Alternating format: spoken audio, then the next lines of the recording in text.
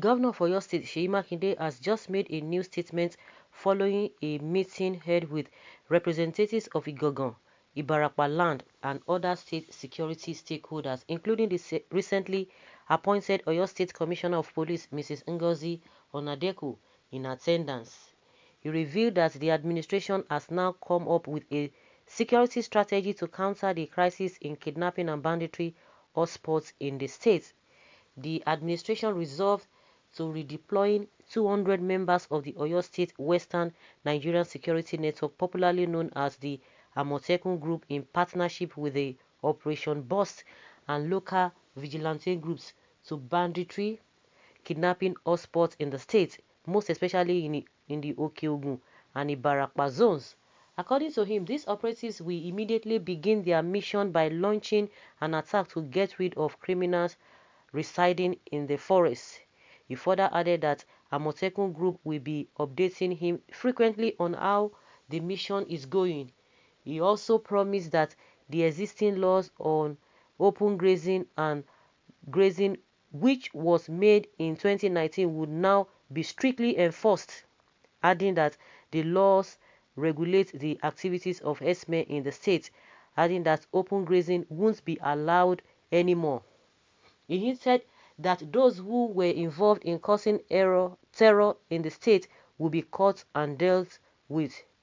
Also, regarding farmers who were affected by the crisis, he promised that their families would be compensated. Okay, their families will be compensated.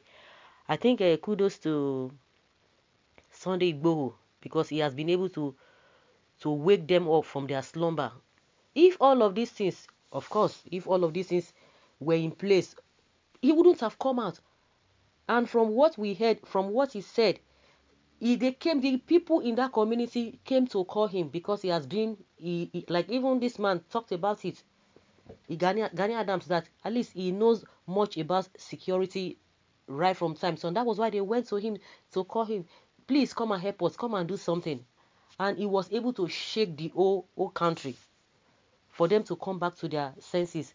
And one thing again, because there was a time we learned that the Oyo State government was trying to put up this law of anti open grazing, whatever, and this same herdsmen came and they said lie, they will not allow it, they will not do this and that, even before Amotekun came, before Amotekun was launched. So now the governor is now saying they are going to enforce it strictly, because I don't know whether because of that intimidation or whatever, they had to relax, and that was why the criminals among the Fulani herdsmen, they took advantage of that and began to operate freely, and they operated fully. So you guys, you put law instead of you to enforce. That is where the problem is. You put you make a policy instead of you to enforce it. You begin to be pussyfooty. You begin to bring in sentiment, because those people intimidated you. And I was wondering that there was a time they made mention of these things and you didn't say anything.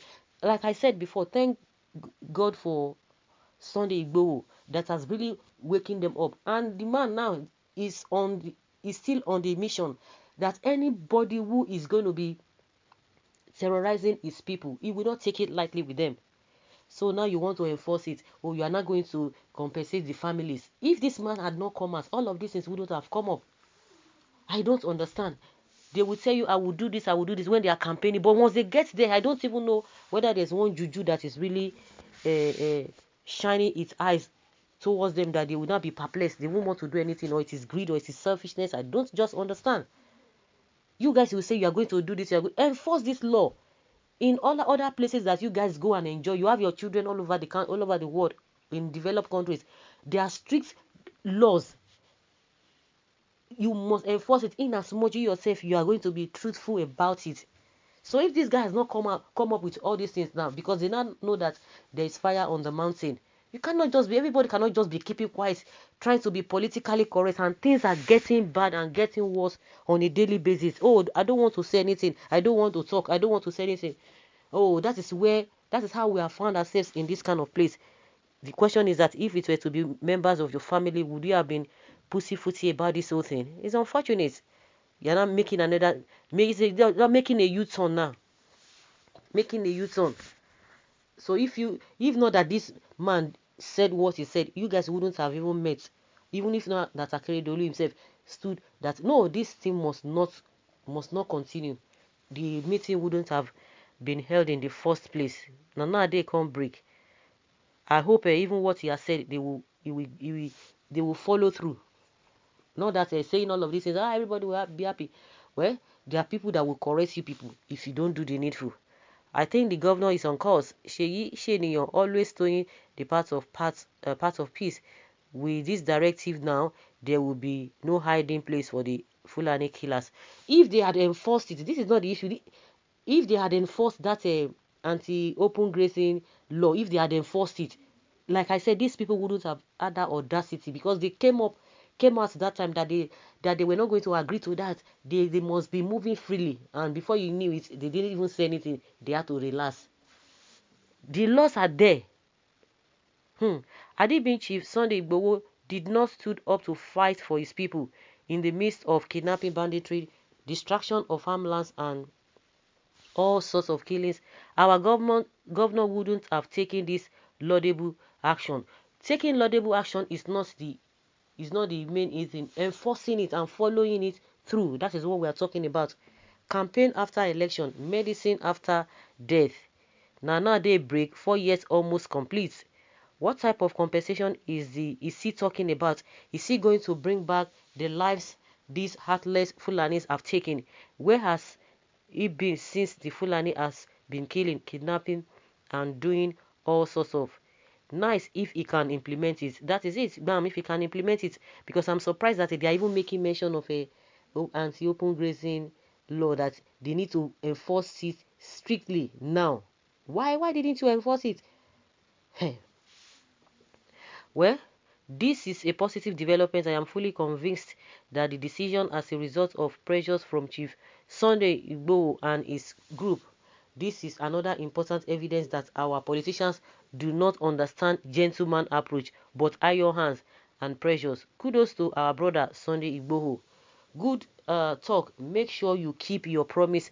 Mind you that people have lost hope on government that always promise and fail. Mind you that you are a servant to your people. Try to be a good one. Great development. Payback time for this unintelligent herdsmen. So it is for him to enforce it, to follow it through. Not that at the end of the day now everything will be sweet now. After 1 week, 2 weeks down the line, so that things will not come back to the way they used to be. If not, peace will not reign. Leave your comments, guys, below, and let's know your thoughts.